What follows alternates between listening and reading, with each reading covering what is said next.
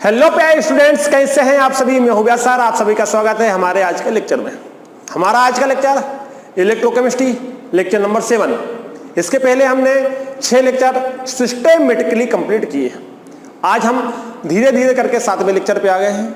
यदि आपने इसके पहले वाला 6 नंबर का लेक्चर नहीं देखा है तो आप पहले 6 नंबर का लेक्चर देखें, उसके बाद में 7 नंबर का लेक्चर देखें, क्योंकि 6 नंबर का लेक्चर हमने स्टार्ट किया था, वो हमारे पास बेसिक था। 7 नंबर का थोड़ा सा बचा हुआ था, उसको आज हम कंप्लीट करने वाले हैं। हो सकता है आपको ये 7 नंबर का लेक्चर समझ में ना आए, आप 6 नंबर का लेक्चर देखें। तो स्टार्ट करते हैं आज का लेक्चर नंबर 7। लेकिन उससे पहले जो व्यूअर्स नए जुड़े हुए हैं उनके लिए एक बार मैं थोड़ा इसको रिपीट कर देता हूं, ताकि आपको समझ में आए कि हम कर क्या रहे हैं या हमारे पास यहाँ हो क्या रहा है। देखिए प्यारे बच्चों, हमारे पास टॉपिक है इलेक्ट्रोकेमिस्ट्री। इलेक्ट्रोकेमिस्ट्री में हमको इलेक्ट्रिकल एनर्जी को कन्वर्ट करना है केमिकल एनर्जी में, और केमिकल एनर्जी को कन्वर्ट करना है इलेक्ट्रिकल एनर्जी में। पूरी प्रोसेस इसी के बेस पे आधारित है। दूसरी बात, हम पढ़ेंगे इसमें सेल। तो हमारे पास 2 प्रकार के सेल होते हैं, गैल्वेनिक सेल और इलेक्ट्रोलाइटिक सेल। तो पहले हम बात कर रहे हैं यहाँ पर इलेक्ट्रोलाइटिक सेल की। तो यहाँ पर इलेक्ट्रोलाइट सेल, जब यहां पर हम इलेक्ट्रोलाइटिक सेल की बात कर रहे हैं तो हमारे पास में वहां देखो, चाहे आप गैल्वेनिक की बात करो चाहे इलेक्ट्रोलाइटिक की बात करो, वहां जो केमिकल रिएक्शन होने वाली है वो रेडॉक्स रिएक्शन होने वाली है। और रेडॉक्स रिएक्शन जब होती है तो एक का ऑक्सीडेशन होता है, एक का रिडक्शन होता है। अब इस इलेक्ट्रोलाइटिक सेल में हमारे पास जो टॉपिक चल रहा है वो चल रहा है क्वालिटेटिव एनालिसिस। तो हमारे पास में इसमें 2 प्रकार की एनालिसिस हमको पढ़ना है, एक क्वालिटेटिव और दूसरी क्वांटिटेटिव। तो क्वालिटेटिव मतलब who will oxidise, who will reduce, कौन ऑक्सीडाइज होगा कौन रिड्यूज होगा। तो इस बात का फैसला करने के लिए हमारे पास में इलेक्ट्रोकेमिकल सीरीज आई है। ये सीरीज कहां से आई है? ये जो केमिस्ट्री की जो ब्रांच है उस ब्रांच से ये केमिस्ट्री दी गई है, ये ट्रिक दी गई है, ये कहें कि ये इलेक्ट्रोकेमिस्ट्री सीरीज दी गई है, जिसकी हेल्प से हम बहुत ही आसानी से हु विल ऑक्सीडाइज और हु विल रिड्यूज का आंसर मालूम कर सकते हैं। तो जब हम इलेक्ट्रोलाइटिक सेल पढ़ रहे थे तो हमको मालूम था कि हमने यहां पर एक सेल बनाया। ये सेल बनाने के लिए हमारे पास इसमें इलेक्ट्रोड लगे होते हैं, इसमें एक सॉल्यूशन भरा होता है। अब ये जो सॉल्यूशन होता है वो इलेक्ट्रोलाइट सॉल्यूशन कहलाता है। और ये सॉल्यूशन ऐसे मॉलिक्यूल्स का बना होता है जिनमें आयनिक बॉन्ड प्रेजेंट होते हैं। ये तो था हमारे पास में लास्ट क्लास का, अभी तक जो हमने पढ़ा उसका शॉर्टकट में डिस्क्रिप्शन। अब आगे बढ़ते हैं। अब यहां से देखो, इलेक्ट्रोकेमिकल सीरीज आपको याद हो गई, आपको याद करना ही पड़ेगा, दूसरा कोई उपाय नहीं है। हमारे पास में SRP मतलब होता है स्टैंडर्ड रिडक्शन पोटेंशियल। यहां से यहां तक ये आपके एक्टिव मेटल्स होते हैं, इनकी जो SRP वैल्यू होती है वो नेगेटिव होती है। धीरे धीरे जब हम चलते हैं लाइन में तो ये हमारे पास में पॉजिटिव हो जाती है, मतलब यहां पर हमारे पास 0 हो जाता है, 0 करना यहां पास में आता है पॉजिटिव। इसका मतलब ये हुआ कि जो हमने इलेक्ट्रोकेमिकल सीरीज बनाई है ये इंक्रीजिंग ऑर्डर में बनी हुई है। जैसे आपको नंबर दिख रहे हैं 1 2 3 4 5 6 और 24 तक, ये 24 एलिमेंट्स आपके वेरी इंपॉर्टेंट है, यही आपके पास में इंपॉर्टेंट है। इसके अलावा और भी हैं लेकिन ठीक है, लेकिन इतने में आपका काम चल जाएगा, ये बहुत अच्छे से आप कर लेना। अब इनकी अपनी एक वैल्यू होती है, लेकिन वो वैल्यू मैंने आपको यहाँ नहीं लिखी है। क्यों नहीं लिखी है? क्योंकि वो आपको बुक में दी रहेगी, वो आपको एग्जाम में दी रहेगी। सिर्फ आपको ये ऑर्डर में याद रखने हैं कि किसके बाद किसका नंबर आता है। यदि ये सीरीज याद नहीं हुई तो पूरी यूनिट आपकी नहीं बनने वाली। यहां पर हमने इसमें देखा था कि who will oxidise, who will reduce. तो यहां पर हमारे पास में ये कुछ पॉइंट्स लिखे हुए हैं कि हमारे पास में यहां पर जो एनायन होता है, हमारे पास में जो एनायन होता है और केटायन होता है, जैसे हमने लिया था NaCl, याद करो सबसे पहले हमने लिया था NaCl। तो NaCl को तोड़ेंगे तो Na+ टूटेगा और Cl क्या टूटेगा? माइनस टूटेगा। तो प्लस वाले बोलते हैं केटायन, और जो केटायन होता है वो होता है कैथोड के ऊपर, मतलब Na कहां जाएगा? Na जाएगा हमारे पास में यहां से उठ के कैथोड के ऊपर, और Cl माइनस एनायन कहां जाएगा? वो जाएगा एनोड के ऊपर। तो वही बात लिखी है कि जो केटायन है वो कैथोड पे जाता है, वो कैथोड पे नेगेटिव चार्ज होता है, वो कैथोड पे रिडक्शन होता है। सही डेफिनेशन क्या थी? सही डेफिनेशन ये थी कि हमारे पास में जिस इलेक्ट्रोड पे रिडक्शन होता है वह हमारे पास कैथोड कहलाता है, और SRP वैल्यू इसकी हाई होती है उसका हमारे पास में यहाँ रिडक्शन होता है, जिसकी SRP वैल्यू लो होती है उसके यहाँ पर ऑक्सीडेशन होता है। ये तो हमारे पास में था लास्ट क्लास का। अब आगे बढ़ते हैं, आज की क्लास स्टार्ट करते हैं। हमारे पास में कल 3 एग्जाम्पल हुए थे, आज नंबर लेकर आए हैं एग्जाम्पल नंबर 4। कौन सा है? Example number 4। अब हम जरा आज NaCl की बात करेंगे। किसकी बात करेंगे? NaCl की बात करेंगे। NaCl में पहला एग्जाम्पल आपने देखा था। देखो हमको क्या करना है कि इलेक्ट्रोलाइटिक सेल उसने दिया हुआ है, उसने इलेक्ट्रोलाइटिक सेल में उसने इलेक्ट्रोलाइट दिया हुआ, क्वेश्चन में यहां बना देता हूं आपका, उसने चौथे क्वेश्चन में आपको इलेक्ट्रोलाइट दिया हुआ है, कौन सा है इलेक्ट्रोलाइट? NaCl इलेक्ट्रोलाइट है, और इसमें हमारे पास में उसने दिया हुआ है प्लेटिनम का इलेक्ट्रोड, कि प्लेटिनम का इलेक्ट्रोड लगा हुआ है। अब ये जो NaCl दिया हुआ है ये मोल्टन दिया हुआ है, हालांकि हम कर चुके हैं, लेकिन मैं आपको इसके 3 केस बताऊंगा। पहला मोल्टन केस, दूसरा एक्वस केस, और तीसरा हमारे पास में आने वाला है डाइल्यूट केस। तो NaCl का पहले हम देखने वाले हैं मोल्टन केस। बात समझ में आ रही है? ये हम पहले कर चुके हैं, दोबारा मैं आपको रिपीट करा देता हूं। आपके पास में इलेक्ट्रोड कौन सा दिया हुआ है? Pt का। तो यहां जो Cu के इलेक्ट्रोड थे वो लग गए हमारे पास में Pt के, बस इतनी सी बात है। अब आप इसको सोल्व कीजिए, कैसे होगा?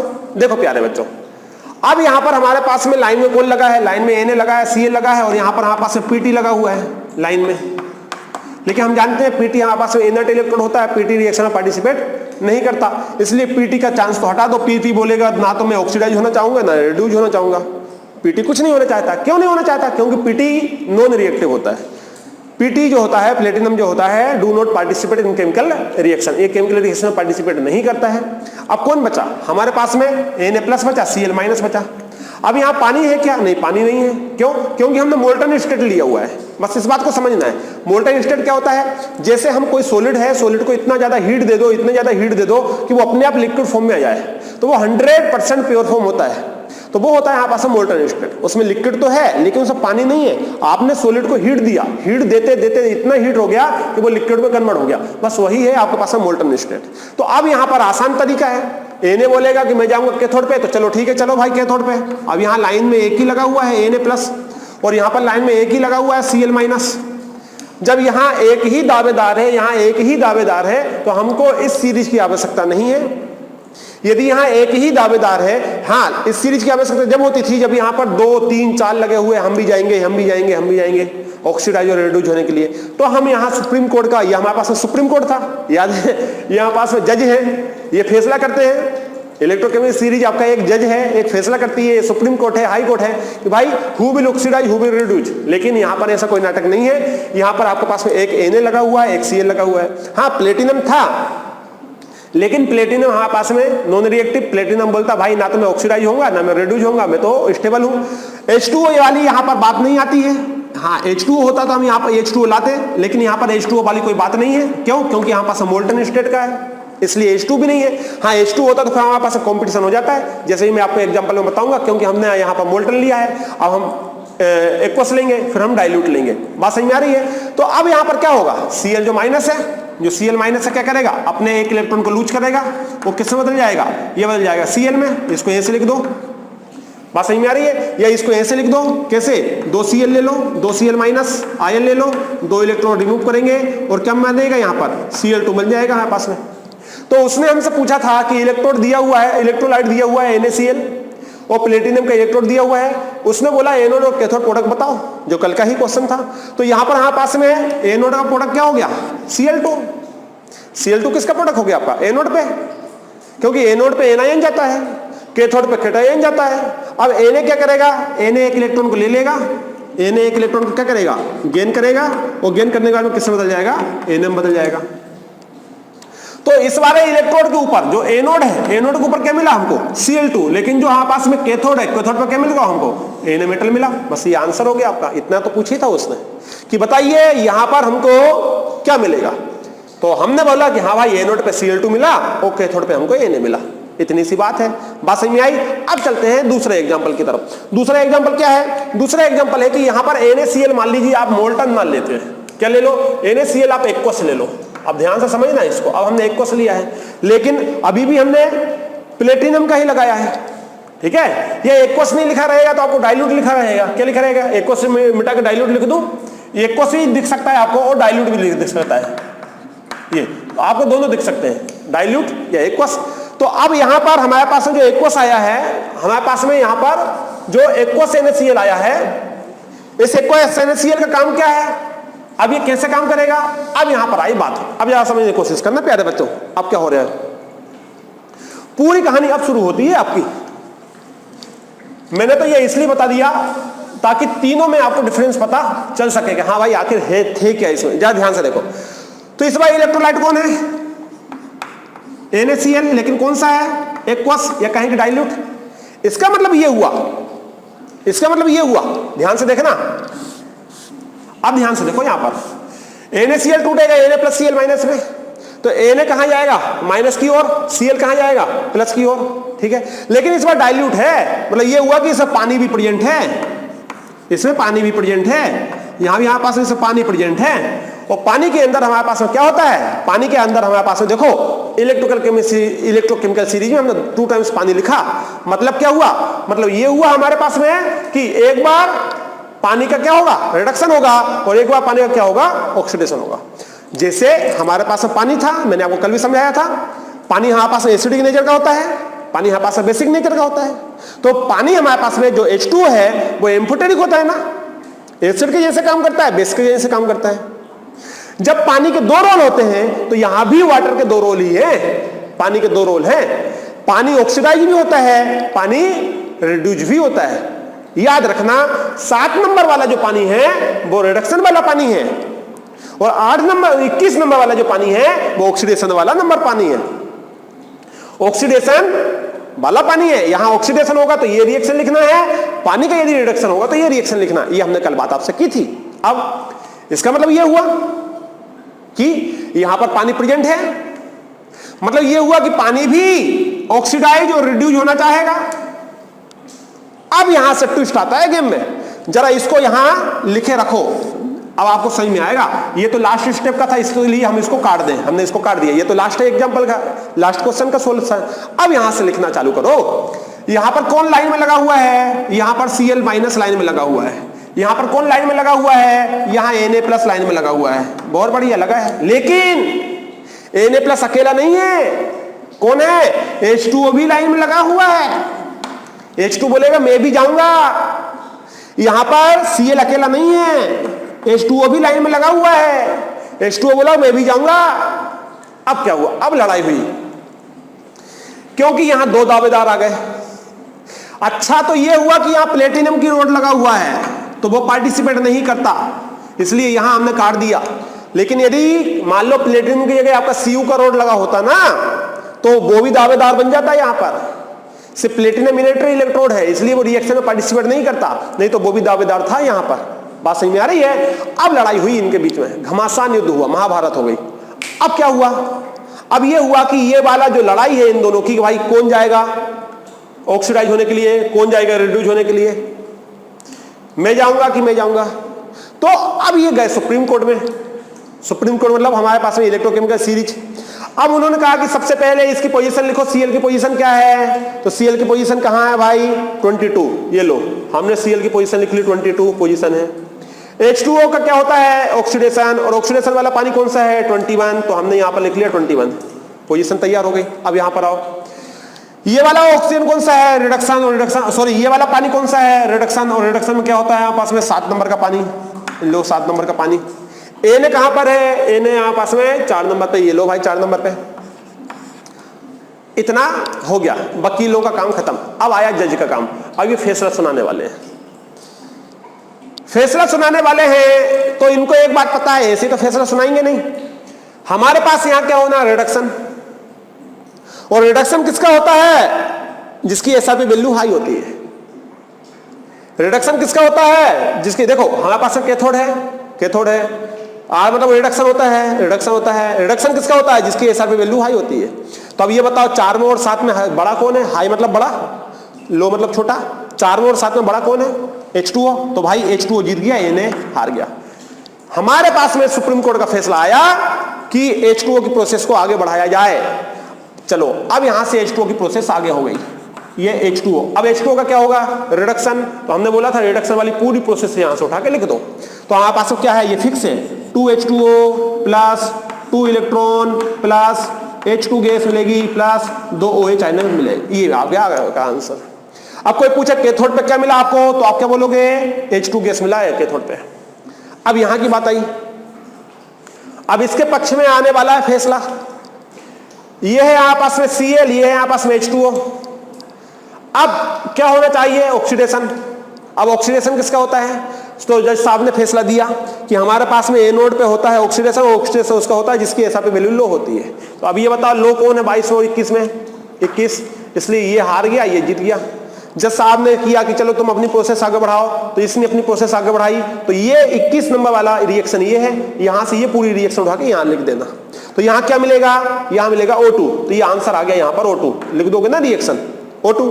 भाई ये रिएक्शन पूरी उठा के यहां लिखना है, same to same photocopy करना, इसको यहां से उठाना और यहां लिख देना, फोटो कॉपी कर देना। तो हमारे पास यहां प्रोडक्ट क्या मिला? O2, और यहां प्रोडक्ट क्या मिला हमको? H2। इतनी सी बात थी, समझ में आया? देखो यहां पर दोनों में अंतर समझो, यहां मोल्टन लिखा हुआ था तो Cl2 मिला हमको गैस और सोडियम मेटल मिला। मोल्टन लिखा हुआ था तो हमको Na मेटल मिला और क्या मिला? Cl2 गैस मिला। लेकिन जैसे ही हमने यहां डाइल्यूट लिखा, पानी भी पार्टिसिपेट किया, जब पानी पार्टिसिपेट किया तो हमको क्या मिला? O2 मिला और H2 मिला। इतनी सी बात है, बात समझ में आई? O2 मिलाया कहां पर? एनोड पे, और H2 मिला कैथोड पे। क्लियर है? एक बात और, एक क्वेश्चन और इसी में, इसी का एक क्वेश्चन और, इसको मिटा दूं मैं। अब ये समझ गए होंगे? समझ गए। तो यहां पर हमारे पास में जो प्रोडक्ट लिखा हुआ है उसको मैं लिख देता हूं।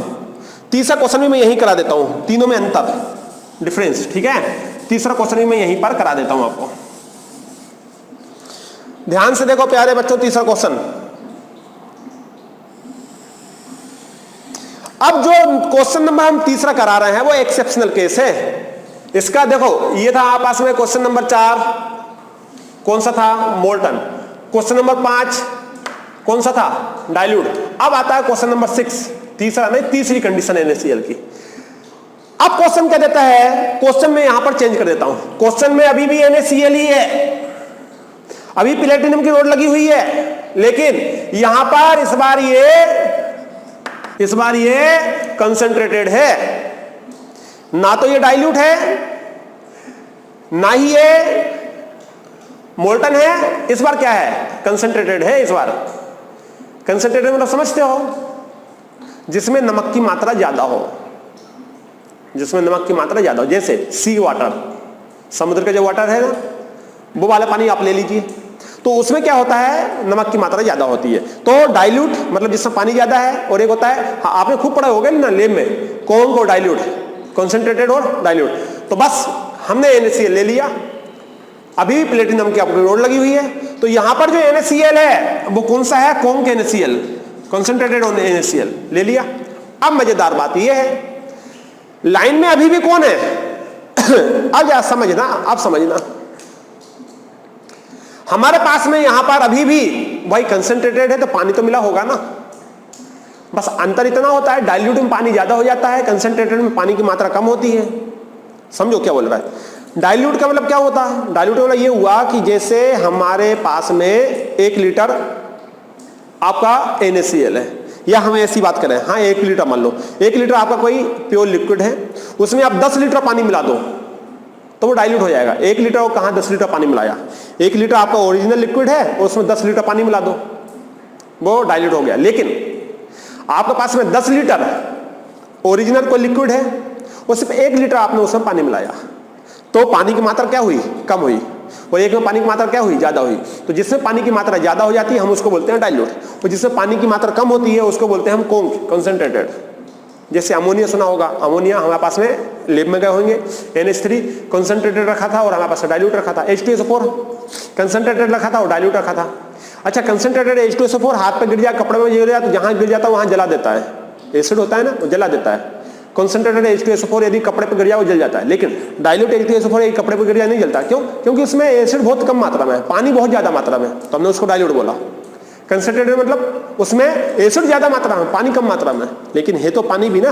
अब देखो यहां पर मजेदार कंडीशन, ये एक एक्सेप्शनल केस है। कौन सा केस है? एक्सेप्शनल केस है। इसको नोट लगा के लिख लो, मैं यहीं पर इसको ऐसे लिख देता हूं, एक्सेप्शनल केस। बात समझ में आ रही? एक्सेप्शनल, एक्सेप्शनल केस है आपके पास में। कौन सा? कंसंट्रेटेड वाला। अब देखो प्यारे बच्चों, समझो यहां पर लाइन में अभी भी कौन लगा हुआ है? लाइन में अभी भी, इसके नीचे लिख दूं, है ना, लाइन में अभी भी कौन लगा हुआ है? लाइन में लगा हुआ है H2O। लाइन में कौन लगा है? लाइन में लगा हुआ है Na+। यहां लाइन में कौन लगा हुआ है? यहां लाइन में लगा हुआ है Cl माइनस। यहां लाइन में कौन लगा हुआ है? लाइन में अभी भी लगा हुआ है H2O। अब आप बोलोगे सर यहां भी H2O था, यहां भी H2O, यहां भी Na था, यहां भी Na है। बिल्कुल सही है सर, यहां भी H2O था, यहां भी H2O, यहां भी Cl था, यहां भी Cl है। बिल्कुल सही है। आप बोलोगे सर इसका नंबर 7 आया था, तभी भी 7 आएगा। आएगा। 4 आया था, अभी 4 आएगा। बिल्कुल आता है, क्योंकि इलेक्ट्रोकेमिकल सीरीज में पोजीशन है, चेंज तो होगी नहीं। यहां नंबर 21 आया था, बिल्कुल आया। यहां 22 आया था, बिल्कुल आया, और अभी भी आएगा। कोई दिक्कत की बात नहीं। अब दिक्कत की बात कहां है? देखो इस साइड वाली रिएक्शन में कोई अंतर नहीं है। क्यों? क्योंकि मैंने आपसे बोला कि जो सी वाटर होता है उसमें पानी की मात्रा कम होती है, नमक की मात्रा ज्यादा होती है। किसकी मात्रा ज्यादा होती है? सोल्टनेस ज्यादा होती है। अब जरा ध्यान से देखना, पहले तो इस वाली रिएक्शन को मैं करता हूं। यहां पर सबसे पहले इस वाली करता हूं। यहां एक्सेप्शनल नहीं, एक्सेप्शन इस वाले पार्ट में है। यहां तो अभी भी आपका वही होगा। कौन? यहां अभी भी आपके पास में कौन जीतेगा? H2O जीतेगा। और H2O जीतने के बाद यहां पास में ये रिएक्शन होगी। यहां अभी भी यहां पास में H2 जीतेगा, और H2 जीतने के बाद में रिएक्शन किसकी होगी? यहां पास में रिएक्शन होगी ये वाली 7 नंबर वाली। तो 7 नंबर वाला पानी जब रिएक्शन करेगा तो क्या मिलेगा? H2। तो सीधा प्रोडक्ट लिख दूं H2, या आप ऐसा कर लो, पूरा कर ही लो आप। 2H2O आया प्लस 2 इलेक्ट्रॉन, क्या बनाया? H2 बनाया, प्लस क्या बनाया? OH माइनस बनाया। इसके पहले वाले यहां 2 इलेक्ट्रॉन लिखा के नहीं, देख लेना है ना, इसको सुधार लेना। ये वाली जो रिएक्शन मेरे को ऐसा याद है, शायद इसके पहले 2 इलेक्ट्रॉन नहीं लिखा था मैंने, है ना, देख लेना। ये वाली पूरी रिएक्शन बेटा उठा के, ये वाली रिएक्शन उठा के यहां रख देनी है। तो आंसर क्या आया? यहां पर आंसर आया H2। लेकिन इस वाले की बात आई है। अब यहां पर कौन जीता? यहां पर जीतना था H2O, समझो, यहां पर जीतना था H2O। लेकिन H2O जाकर के हमारे पास में कैथोड पर, ये एनोड पे ऑक्सीडाइज नहीं होता है, तो कौन होता है? यहां पर Cl जीतता है। जीतना था H2O लेकिन जाता है Cl। अब मैं बताता हूं ऐसा क्यों होता है। जाना था H2O को लेकिन जाता है Cl। और Cl जाने के बाद में पहले कंप्लीट रिएक्शन लिख दूं, उसके बाद में आपको आंसर बताऊंगा। और Cl जाने के बाद में जो यहां बना था वही यहां बनेगा। तो क्या बना था यहां? Cl किससे बनेगा? Cl माइनस अपने 2 इलेक्ट्रॉन को, 1 इलेक्ट्रॉन को लूज करेगा, वो क्या बनाएगा? आपके पास में Cl बनाएगा। आप इसको ऐसे भी लिख सकते हो, बैलेंस करके, स्टोइकियोमेट्रिक कोएफिशिएंट है कि 2 Cl माइनस, आप पास में 2 इलेक्ट्रॉन निकाल के क्या बनाएंगे? Cl2 gas. तो ये है इस बार आंसर, कि हमारे पास में जो कैथोड है, कैथोड पे तो H2O मिला, लेकिन जो एनोड है, एनोड पे इस बार Cl2 गैस मिला। ऐसा क्यों? ऐसा इसलिए है प्यारे बच्चों, समझो, ऐसा इसलिए है प्यारे बच्चों क्योंकि अब 3 रीजन है, रीजन लिख लेना यहां पर। ऐसा क्यों हुआ, इसके रीजन लिख लेना। ऐसा क्यों हुआ? ऐसा इसलिए हुआ क्योंकि ऐसा देखा गया कि Cl और H2O जो 21 और 22 नंबर पे है ना, Cl माइनस और H2O का स्टैंडर्ड रिडक्शन पोटेंशियल की जो वैल्यू है वो वेरी क्लोज है, बहुत पास वैल्यू है, पॉइंट का अंतर है। पहला रीजन ये हुआ कि इन दोनों की वैल्यू जो है बहुत पास है। दूसरा रीजन कि यहां पर हमारे पास में बनता है, क्या बनता है? O2। यहां पर क्या बनता है हमारे पास में? O2। और यहां अभी क्या बना हमारे पास? Cl। भाई यदि हम यहां पर ले लेते तो O2 बनता, यदि मान लो H2O जाते तो हमारे पास में O2 बनता, लेकिन यहां क्या बना? Cl। O2 के प्रोडक्शन में और Cl2 प्रोडक्शन में बहुत बड़ा अंतर है। क्या अंतर है? कि Cl2 का प्रोडक्शन यहां जो हुआ है वो आसानी से हो जाता है, जबकि ऑक्सीजन का जो प्रोडक्शन होता है वो एक लार्ज अमाउंट की एनर्जी रिलीज करता है, वो बहुत हार्ड तरीके से होता है। समझ में आया कि यहां पर जो Cl है उसका प्रोडक्शन आसान ही हो जाती है, आसान हो जाता है, इजी हो जाता है एज कंपेयर टू ऑक्सीजन। ये हुआ दूसरा रीजन। तीसरा रीजन ये है हमारे पास में कि हमारे पास समुद्र का पानी है।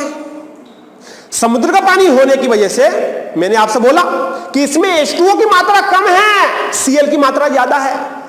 भाई हमारे पास में जो सी वाटर होता है वो खारा क्यों लगता है? क्यों लगता है? खारा खारा लगता है ना, क्यों लगता है? क्योंकि उसमें पानी की मात्रा कम है और सोल्ट की मात्रा ज्यादा है। सोल्ट की मात्रा, भाई हमने क्या लिखा? कंसंट्रेटेड। मतलब क्या हुआ? मैंने अभी पहले स्टार्टिंग में वही समझाया था कि इसमें पानी की मात्रा कम है और प्योरनेस की मात्रा ज्यादा है। 100% प्योर नहीं है, थोड़ी मात्रा में पानी मिला हुआ है। तो यहां Cl बेसिक जीत गया। किसमें? H2O के। तो H2O की मात्रा बहुत कम है और इसकी मात्रा कैसी है? बहुत ज्यादा है। परसेंटेज इसका ज्यादा है Cl माइनस का। तो यहां पर हमारे पास Cl का जो परसेंटेज है वो ज्यादा होने के कारण H2 यहां हार जाता है, Cl यहां पर जीत जाता है। दोबारा मैं आपको तीनों रीजन बताता हूं। पहला रीजन कि हमारे पास में ऑक्सीजन और Cl जब बना, ऑक्सीजन और Cl2 जब बनता है, क्योंकि हमारे पास में इससे क्या बनता है? ऑक्सीजन ही बनता है। ये देखो ना यार, इससे मान लो ये वाला पानी यूज कर लेते तो क्या बनता? ऑक्सीजन बनता। अब ये वाला पानी यूज ना करके हमने Cl यूज किया तो क्या बना? Cl बना। तो Cl2 और O2 जो बनता है, तो Cl2 का बनना आसान है O2 के कंपैरिजन में। पहला रीजन। दूसरा रीजन, Cl2 और H2, ये Cl2 और H2 की जो रिडक्शन पोटेंशियल है, स्टैंडर्ड रिडक्शन पोटेंशियल की जो वैल्यू है वो वेरी क्लोजनेस है, बहुत पास पास है। तीसरा रीजन कि हमने कंसंट्रेटेड लिया है, इससे हमारे पानी की मात्रा कम है, Cl की मात्रा ज्यादा है, इसलिए Cl हमारे पास में मिल गया। तो ये हमारे पास एक एक्सेप्शनल है। होना चाहिए था ये, भाई देखो इलेक्ट्रोकेमिकल सीरीज के अनुसार हमारे पास में H2O को जीतना चाहिए था, लेकिन जीत गया Cl।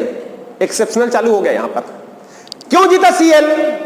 क्यों जीता Cl? क्योंकि Cl की मात्रा ज्यादा है। तो समझ गए होंगे, मैंने तीनों केस को यहां पर लिखवा दिए, एक ही लाइन में मैंने तीनों को करवा दिए। अब यहां पर एक बात आप याद रख सकते हो, क्या? कि यहां पर हमारे पास में, अच्छा याद में याद मत रखो, वो तो हो गया आपका, हाँ पास में ये हो गया, ठीक है कोई बात नहीं। वैसे ही मैं क्या बोल रहा था? मैं ये बोल रहा था याद रखने के लिए कि यहां पर ध्यान से देखो, इसके आंसर में क्या मिला था? जब हमने पहले केस लिया था उसमें क्या मिला था? Cl2। दूसरा हमने लास्ट वाला केस लिया, क्या मिला? Cl2। इसके पहले केस में यहां पर हमारे पास क्या मिला था? Na। यहां क्या मिला? H2। तो कुल मिला के यहां जो पहला केस में बनता है Cl2, वही यहां पर बनता है Cl2। अब छोड़ो ये मत, अपनी प्रोसेस अच्छी है वो याद रखो। पहले केस में हमको Cl2 और Na मिला, दूसरे केस में हमको O2 और H2 मिला, तीसरे केस में हमको Cl2 और H2 मिला। क्या मिला? पहले केस में क्या मिला? पहले केस में Cl2 और सोडियम मेटल मिला, दूसरे केस में O2 और H2 मिला, तीसरे केस में पास में Cl2 और H2 मिला। ठीक है, तो ये था अभी हमारे पास इलेक्ट्रोकेमिकल सेल से रिलेटेड एग्जांपल, इलेक्ट्रोलाइटिक सेल से रिलेटेड एग्जांपल। ये याद रखना, ये क्वालिटेटिव एनालिसिस हो रहा था। अब बढ़ेंगे क्वांटिटेटिव एनालिसिस पे। ये पहला पार्ट तैयार हुआ। कौन सा पहला पार्ट तैयार हुआ हमारे पास में? कौन सा पहला पार्ट तैयार हुआ हमारे पास में? हमारे पास में ये तैयार हुआ क्वालिटेटिव। मैं इसको मिटा रहा हूं, अब इसका कोई काम नहीं है। अब हमारे पास में आता है क्या? देखो, जो इलेक्ट्रोलाइट में हम जो प्रोसेस करेंगे, जो इलेक्ट्रोलाइटिक सेल में जो प्रोसेस कैलकुलेट करेंगे, दो प्रकार की कैलकुलेट करेंगे। मैं आपको यहां पर बताया था कौन कौन सी। पहला था और यहां पर दूसरा था। पहला था क्वालिटेटिव और दूसरा था क्वांटिटेटिव।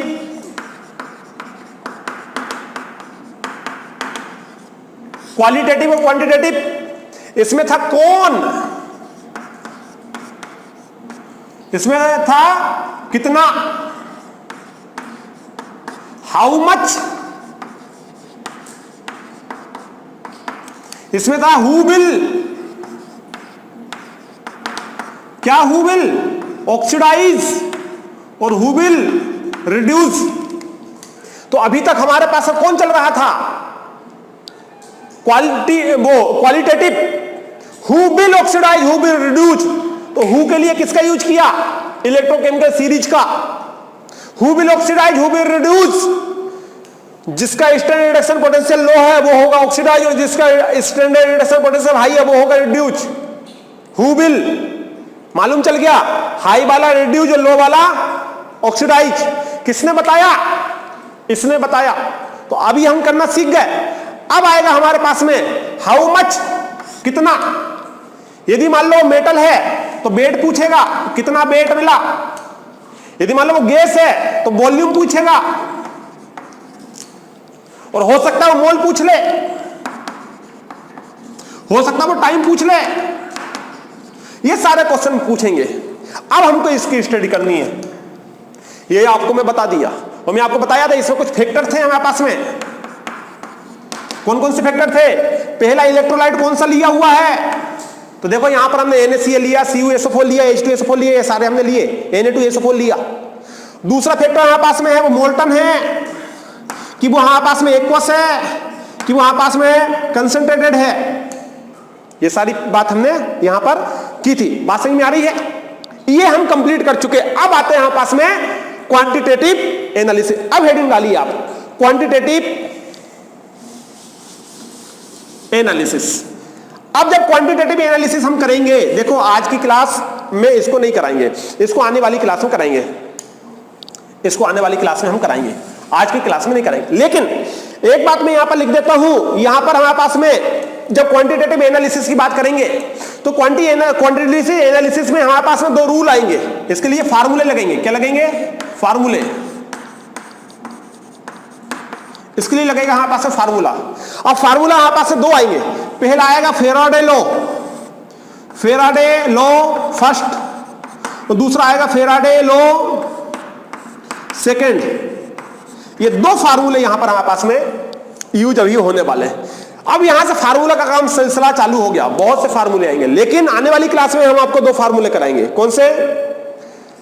फेराडे लॉ फर्स्ट और फेराडे लॉ सेकंड। इस वाले लेक्चर में यहां हम कोई भी बात नहीं करेंगे, इस वाले लेक्चर में हम यहां पर कोई भी बात नहीं करेंगे। हम ये लेक्चर यहीं पर कंप्लीट करते हैं और मिलते हैं आपसे आने वाले लेक्चर में, जिसमें हम बात करेंगे चार्ज ऑन 1 मोल इलेक्ट्रॉन के ऊपर कितना होता है। अब हाँ, यहां मैं एक बात और लिख देता हूं कि इसको याद करके आ जाना तुम। चार्ज ऑन 1 मोल इलेक्ट्रॉन वो होता है 96500 कूलम। ये होता है पास में चार्ज। इसको याद करके जाना आप, ये यहां पास में काम का है कि charge on 1 mole electron, charge on 1 mole electron, charge on 1 mole electron किसके ऊपर?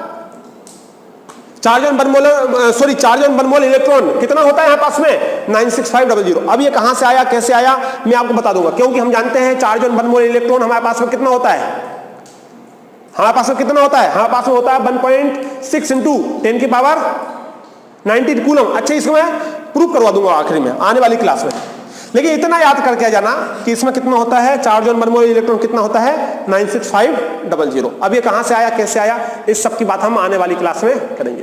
तो ठीक है, आज का लेक्चर हम यहीं पर कंप्लीट करते हैं। मिलते हैं आने वाले लेक्चर में। जब तक पढ़ाई करते रहिए। Wish you all the best.